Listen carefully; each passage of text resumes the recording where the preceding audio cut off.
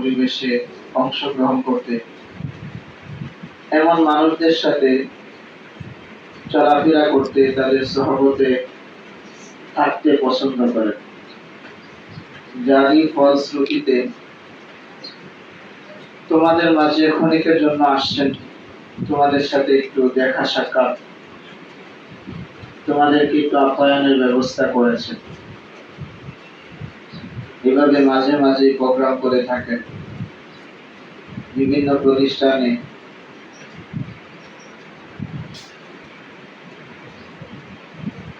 মাসুম গুণামুক্ত বাচ্চাদেরকে নিয়ে কিছু সময় অতিবাহিত করার চেষ্টা করেন।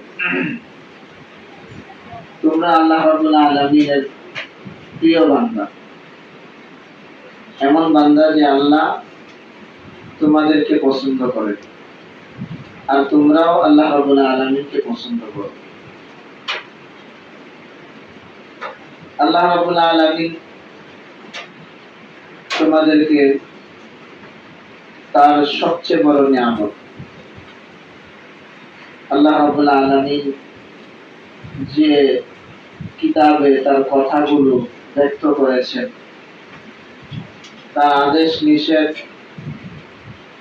গুলো বর্ণনা করেছেন, এমন এক কিতাব হেফজ মুখস্থ করার আল্লাহ রাব্বুল আলামিন তৌফিক তোমাদেরকে দান করছেন। তোমরা সদা সর্বদা এটাকে তেলাওয়াত করো। তোমাদের স্বভাবে, চরিত্রে, তোমাদের উঠা বসায় সকল ক্ষেত্রে কোরআনের একটা ঘ্রাণ, সুঘ্রাণ পাওয়া যায়।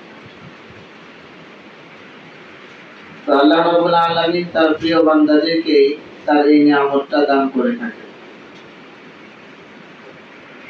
যাদেরকে এই নিয়ামত দান করেন, আল্লাহ তাদেরকে শ্রেষ্ঠ বলে ঘোষণা করেছেন।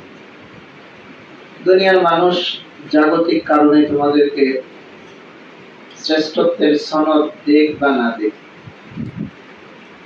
তারা তোমাদের প্রতি ভ্রুক্ষেপ করুক বা না করুক, আল্লাহ রাব্বুল আলামিনের খাস রহমত, আল্লাহ রাব্বুল আলামিনের বিশেষ দৃষ্টি নজর তোমাদের প্রতি রয়েছে।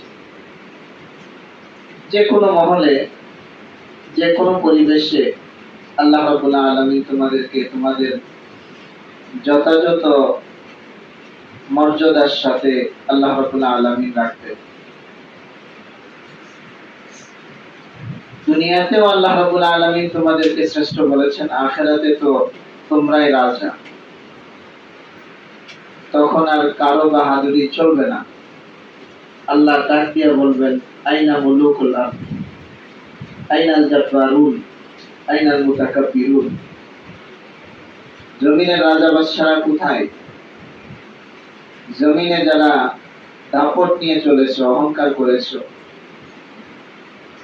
যাদের প্রতাপের কারণে অন্যরা ভীত সন্ত্রস্ত থাকতো, তারা আজকে কোথায়? আজকের এই রাজত্ব আমার। আল্লাহ রাব্বুল আলামিন যাকে চাবেন তাকেই তার সেই রাজত্বের অংশীদারিত্ব প্রদান করবেন। দুনিয়াতে আল্লাহ রাব্বুল আলামিন তোমাদেরকে ঘোষণা করেছেন, তোমরা এমন এক বান্দা, তোমরা এমন মানুষ, তোমাদের জন্য দুনিয়ার যত সৃষ্টি রয়েছে, গাছপালা, তরুলতা, নদী, সমুদ্র, সামান্য কীট, এমনকি হাত্তা নামলা, পিপীলিকা, ওয়াল হিতান ফি জাওফিল মা, সাগরে, নদীতে যে মৎস্যগুলো, মাছগুলো রয়েছে, সেগুলো তোমাদের জন্য আল্লাহর কাছে মাগফিরাতের কামনা করে, তোমাদের জন্য আল্লাহর কাছে ক্ষমা চাই। আল্লাহ এই সকল বান্দাদেরকে আপনি ক্ষমা করে দিন। যখন তোমরা চলাফেরা করো, হাদিসের ভাষ্য অনুযায়ী আল্লাহ তোমাদের পায়ের নিচে নূরের ফেরেশতাদের পাখা, ডানা বিছিয়ে দেন, আর তাদের ডানার উপর দিয়ে তোমরা চলতে থাকো। এত সম্মান, ইজ্জত আল্লাহ রাব্বুল আলামিন তোমাদেরকে দান করেছেন। অতএব হীনমন্যতার কোনো কারণ নেই। তোমরা দুনিয়াতেও আল্লাহর পছন্দনীয় বান্দা, আখিরাতেও আল্লাহ রাব্বুল আলামিনের প্রিয় বান্দা। তোমাদের কাছে আল্লাহ রাব্বুল আলামিন তার বান্দাদেরকে পাঠিয়ে দেন, বান্দাদের দিলে এই খেয়াল সৃষ্টি করে দেন যে এরা তো মাসুম, এরা তো সদা সর্বদা আমার কালাম নিয়ে আছে, এদের চর্চা, এদের ফিকির, এদের ধ্যান, এদের খেয়াল সবকিছু আমার কোরআন কেন্দ্রিক। তোমরা যাও এদের কাছে তোমাদের প্রয়োজনগুলো বলে এদের কাছ থেকে দোয়া চেয়ে নাও।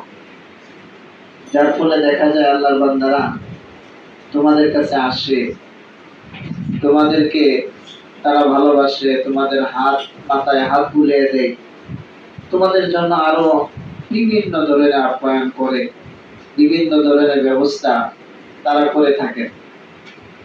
তো আল্লাহ রাব্বুল আলামিন এই খেয়ালগুলো আল্লাহর এই বান্দাদের দিলে ঢেলে দেন, দিলে ঢেলে দেন। যখন কোন আল্লাহর বান্দা এইভাবে তোমাদের কাছে আগমন করে, তাকে তোমরা যথাযথ সম্মান করে, ইজ্জত করে বরণ করে নিবা, গ্রহণ করে নিবা। উনি যে উদ্দেশ্যে এসেছেন সেটাকে কেন্দ্র করে দিল খুলে একেবারে আল্লাহ রাব্বুল আলামিনের দিকে মুতাওয়াজ্জু হয়ে অন্তর খুলে আল্লাহর কাছে চাবা, আল্লাহ যেন ওই বান্দার আশা আকাঙ্ক্ষাগুলো পূরণ করে দেন। তো আমাদের মাঝে যে মেহমান আছেন, উনিও তোমাদের কাছে দোয়া চাচ্ছেন, ওনার পরিবার থেকে, খানদান থেকে, ওনার পিতৃকুল থেকে, শ্বশুর কুল থেকে যে সকল মুরব্বীরা আজকে মারহুম হয়ে গেছেন, বিদায় নিয়েছেন, তাদেরকে যেন আল্লাহ রাব্বুল আলামিন মাগফিরাত করেন। মুরসালিন ربنا ظلمنا أنفسنا وإن لم تغفر لنا وترحمنا لنكونن من الخاسرين ربنا آتنا في الدنيا حسنة وفي الآخرة حسنة وقنا عذاب النار رب ارحمهما كما ربياني صغيرا رب ارحمهما كما ربياني صغيرا يا رب العالمين يا أكرم الأكرمين يا أرحم الراحمين আল্লাহ আমরা কতিপয় পাপী কাফি গুনাহগার বান্দা, আল্লাহ বেগুনাহ মাসুম।